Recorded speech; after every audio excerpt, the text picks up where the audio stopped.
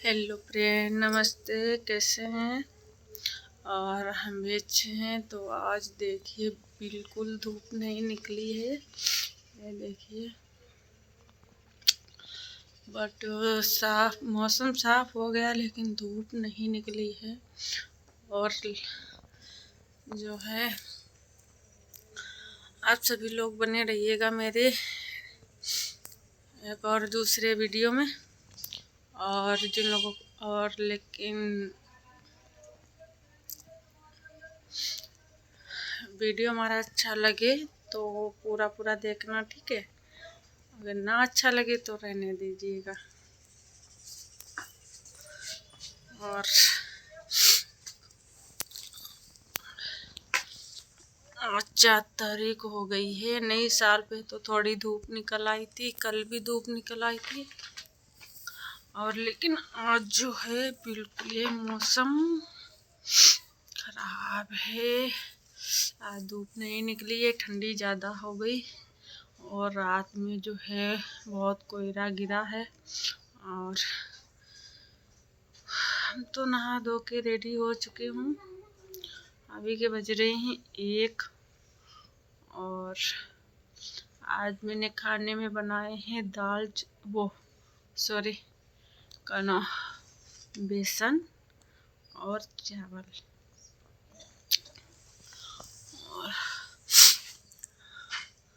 और आज आपके भैया आ रहे हैं, गए थे संडे को घर से। और आज शनिवार है तो आज आ रहे हैं शाम को, कल चले जाएंगे। डेली डेली नहीं आते जाते हैं क्योंकि बहुत प्रॉब्लम होती है।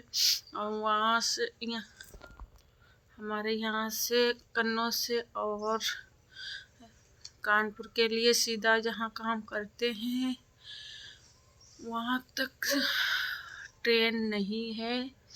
और फिर किराया भी लग जाता है काफ़ी। तो आप लोगों को पता ही है, जितना कमाएंगे नहीं उतना तो किराया लग जाएगा। तो इस वजह से, और ठंडी भी है तो डेली नहीं आते जाते हैं। और टाइम भी नहीं मिलेगा क्योंकि शाम को अगर डेली आएंगे तो रात 10 बजे को आएंगे। और सुबह 8 बजे की ड्यूटी है और रात 8 बजे को छुट्टी होती है। तो इस वजह से डेली अप डाउन नहीं कर सकते हैं। तो जो है वो शनिवार को आते हैं, संडे को चले जाते हैं।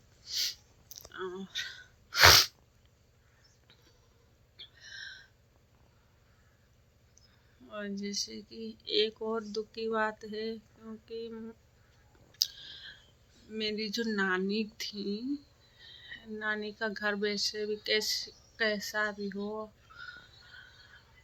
कच्चा हो चाहे पक्का मतलब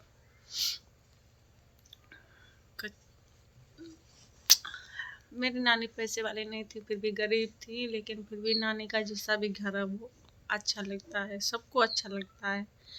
जैसे कि मैं भी छोटी थी, मैं भी अपनी नानी के यहाँ जाते थे। अब मेरी बिटिया है वो भी नानी के घर चिल्लाती है। अब वो आज मेरी नानी जो है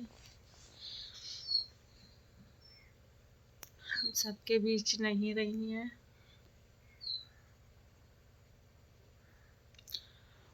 और पापा हमारे 2 तारीख को लेने आने कह रहे थे कि हाँ ले जाएंगे आके। फिर उन पता चला कि मामा ने फ़ोन किया कि नानी बीमार हैं, तो वो गए थे, उनके इलाज करवा रहे थे। मतलब हरदोई ले गए थे भर्ती कराने के लिए। वहाँ जब तक अस्पताल में रहती थी तब तक अच्छी रहती थी और घर आ जाती थी तो बीमार हो जाती थी। तो फिर पापा हमारे गए तो वहाँ पे फिर कल जो है कल वो ख़त्म हो गए। बट कैसे भी हो, नानी नानी होती है।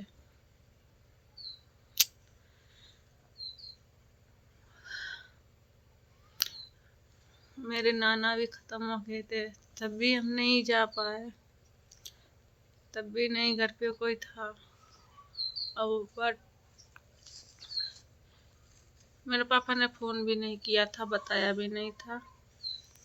वो इस वजह से नहीं बताते हैं क्योंकि छोटे छोटे बच्चे हैं। अब यहाँ से वहाँ तक जाएंगे, दूर है, 2-3 घंटे लग जाते हैं जाने में, और बच्चे हैं बीमार हो जाते हैं, इस वजह से नहीं बताते हैं। और कल भी नानी जब ख़त्म हो गए तभी नहीं बताया, लेकिन मेरे पापा को बताना चाहिए था। बच्चे हैं, चलो बच्चे छोटे छोटे हैं, बीमार हो जाते हैं, हवा लग जाती है ठंडी में, फिर भी एक बार बताना चाहिए था।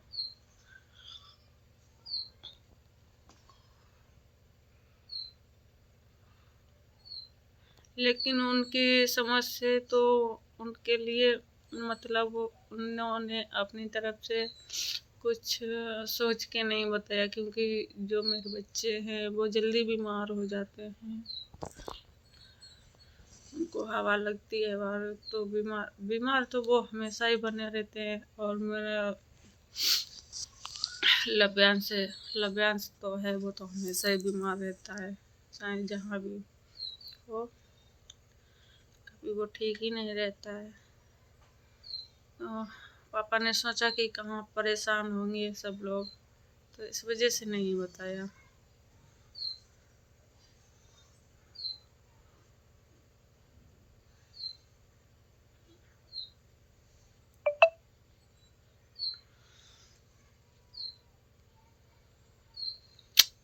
ऐसे ही नाना ख़त्म हो गए थे, फिर भी तब भी नहीं हम जा पाए, नहीं देख पाए। और नानी भी ख़त्म हो गई है, वो भी हम नहीं देख पाए उसको, उनको भी। और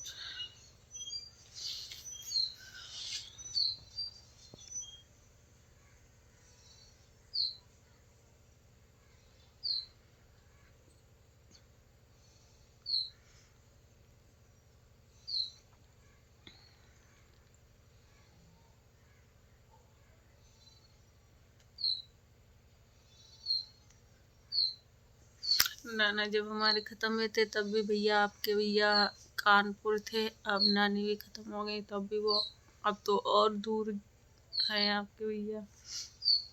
और फिर यहाँ से जब तक जाएंगे तब तक नहीं वो मिलेंगी।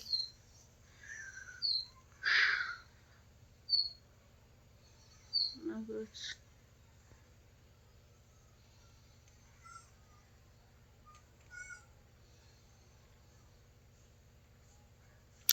बीमार ज़्यादा हो गई थी, अब के बीमार वो बहुत रहती थी, कुछ ज़्यादा ही बीमार। उनके सारी परेशानियाँ आ गई थी, सांस की बीमारी, ये पता नहीं खून में इन्फेक्शन वगैरह सब कुछ हो गया था उनके। और जब तक इलाज चलता था, जब तक मतलब दवा का असर रहता था तब तक सही रहती थी, और जब दवा ख़त्म हो जाती थी तब वही हालत हो जाती थी।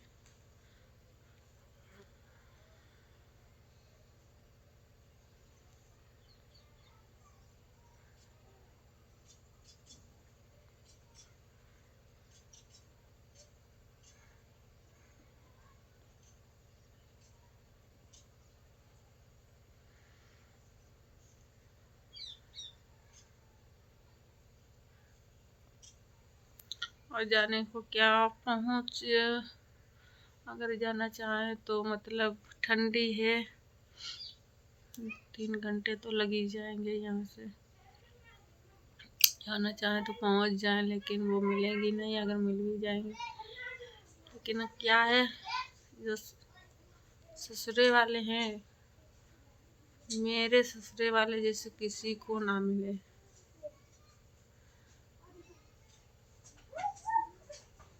भगवान अकेले उस कहीं भी अकेले भेज दे, अकेला लड़का हो, वहाँ शादी हो जाए, मतलब ऐसा मिल जाए कि उसके सारे सुख दुख समझता हो। लेकिन ऐसा कि जैसी मेरी ससुराल है ऐसे ससुराल में किसी लड़की को भी भेजे।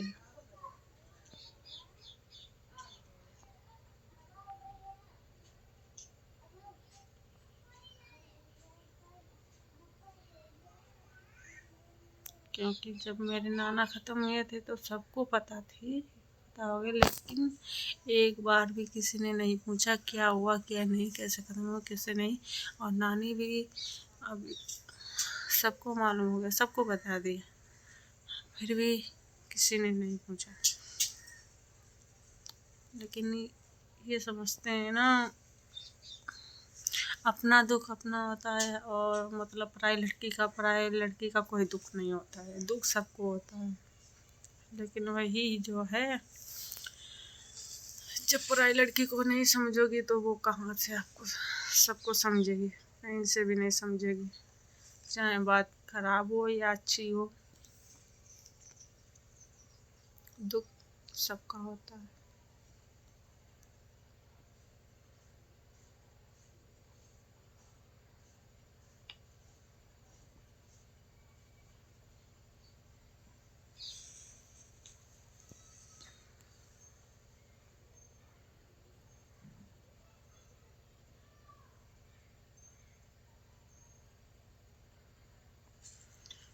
और फिर इधर कन्नौज की साइड में शादी करना तो बिल्कुल ही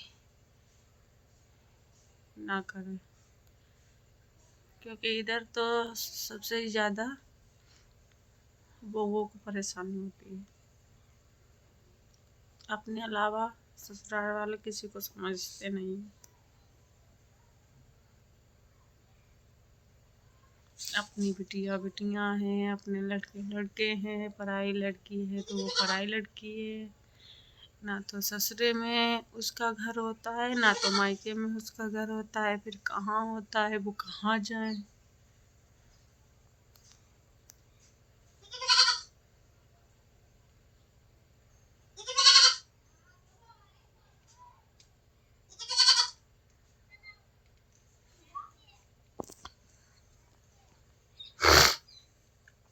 इसीलिए कहा जाता है लड़कियों को जितना पढ़ा सको उतना पढ़ाइए, कोई काबिल बनाइए जो कि अपने पैरों पे खड़ी हो जाए और खड़ी होकर अपना घर बना सकें। कभी किसी का ये ताना ना सुनने को मिले, तेरा यहाँ क्या है, तेरा यहाँ कुछ नहीं है, न घर है न कुछ है, तो मेरे लिए है क्या।